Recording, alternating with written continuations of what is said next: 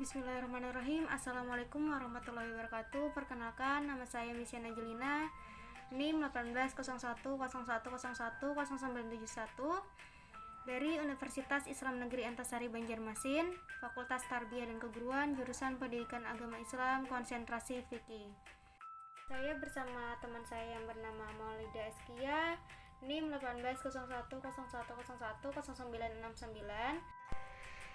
Di sini kami akan menjelaskan tentang pendekatan evaluasi dan jenis evaluasi pembelajaran fikih DMTS dan MA. Pertama, ada pendekatan evaluasi pembelajaran. Konsep model evaluasi pembelajaran. Pendekatan merupakan suatu cara atau sudut pandang seseorang dalam mempelajari sesuatu. Zainul Arifin membagi pendekatan evaluasi menjadi dua, yaitu pendekatan tradisional dan pendekatan sistem. Dilihat dari penafsiran hasil evaluasi, pendekatan evaluasi dibagi menjadi dua.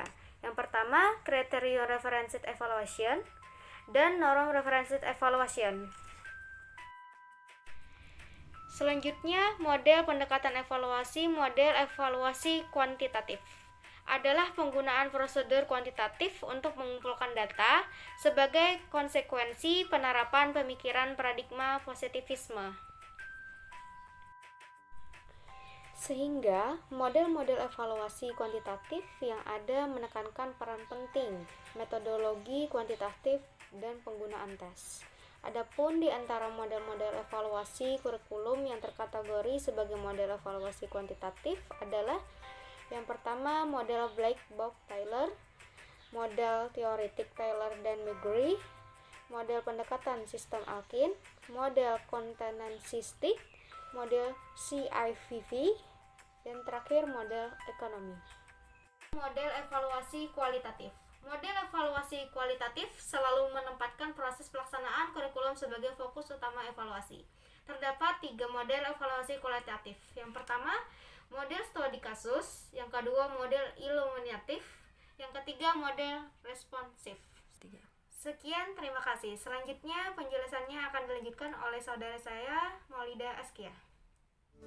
Baik, perkenalkan nama saya Maulida Azkia dengan NIM 180101010969. Di sini saya akan menjelaskan mengenai jenis-jenis evaluasi pembelajaran.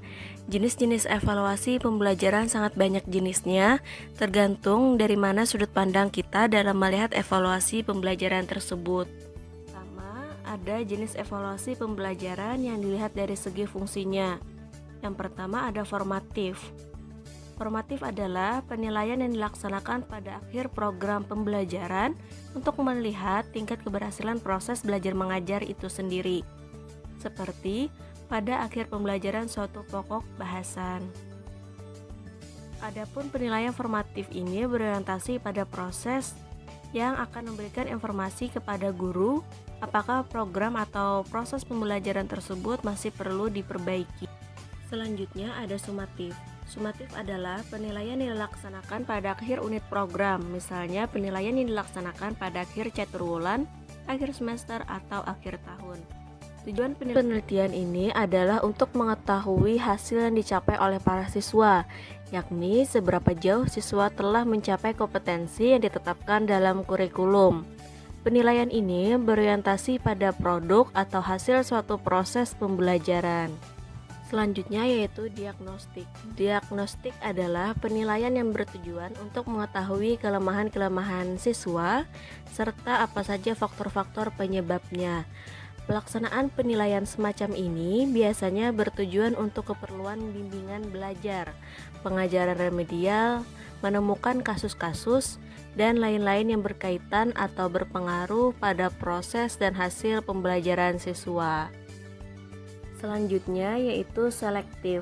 Selektif adalah penilaian yang dilaksanakan dalam rangka menyeleksi atau menyaring siswa. Memilih siswa untuk mewakili sekolah dalam lomba-lomba tertentu juga termasuk jenis penilaian selektif. Untuk kepentingan yang lebih luas, penilaian selektif ini misalnya seleksi penerimaan siswa baru. Yang terakhir yaitu penempatan.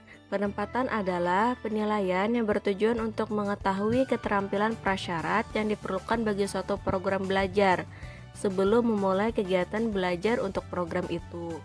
Dengan kata lain, penilaian ini berorientasi pada kesiapan siswa untuk menghadapi program baru dan kecocokan program belajar dengan kemampuan yang telah dimiliki siswa. Contohnya, penempatan dalam suatu jurusan IPA, IPS, atau IPB.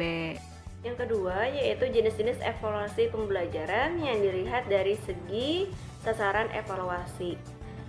Yang pertama ada evaluasi input. Nah, evaluasi input ini adalah evaluasi yang ditujukan untuk melihat proses sumber daya maupun strategi yang digunakan untuk mencapai tujuan. Yang kedua yaitu evaluasi proses. Adalah evaluasi yang ditujukan untuk melihat proses pelaksanaan, misalkan seperti mengenai kelancaran proses, kesesuaian dengan rencana, faktor pendukung, dan faktor penghambat dalam proses pembelajaran. Yang ketiga yaitu evaluasi output. Nah, evaluasi output ini adalah evaluasi yang diarahkan untuk melihat hasil program yang dicapai sebagai dasar untuk mencapai keputusan akhir, diperbaiki, dipertahankan, atau untuk ditingkatkan. Yang terakhir yaitu evaluasi outcome. Adalah evaluasi yang diarahkan untuk melihat hasil belajar siswa lebih lanjutnya, yakni evaluasi lulusan setelah terjun ke masyarakat. Selanjutnya yang ketiga yaitu jenis evaluasi pembelajaran yang dilihat dari segi lingkup kegiatan pembelajaran. Yang pertama ada evaluasi perencanaan pembelajaran, yaitu evaluasi yang mencangkup terhadap tujuan pembelajaran, isi program pembelajaran, strategi pembelajaran, media pembelajaran, dan aspek-aspek program pembelajaran yang lainnya. Yang kedua yaitu evaluasi proses pembelajaran, yaitu evaluasi yang mencangkup kesesuaian antara proses pembelajaran dengan garis-garis besar program pembelajaran yang ditetapkan, misalkan seperti standar kompetensi dan kompetensi dasar, kemampuan guru dalam melaksanakan proses pembelajaran, kemampuan siswa dalam mengikuti dan menerima proses pembelajaran. Yang terakhir yaitu evaluasi hasil pembelajaran, yaitu evaluasi hasil belajar mencakup tingkat penguasaan siswa terhadap tujuan pembelajaran yang ditetapkan, baik umum maupun khusus, ditinjau dari aspek kognitif, afektif, dan psikomotorik. Baik, selanjutnya yang keempat atau yang terakhir yaitu jenis evaluasi pembelajaran yang dilihat dari segi pengukurannya. Yang pertama ada tes. Nah, tes merupakan alat atau teknik penilaian yang sering digunakan untuk mengukur kemampuan siswa dalam mencapai suatu kompetensi tertentu oleh guru. Yang kedua yaitu ada non-tes. Nah, non-tes adalah alat evaluasi yang biasanya untuk aspek afektif dan psikomotorik siswa seperti sikap, minat, keterampilan, dan motivasi.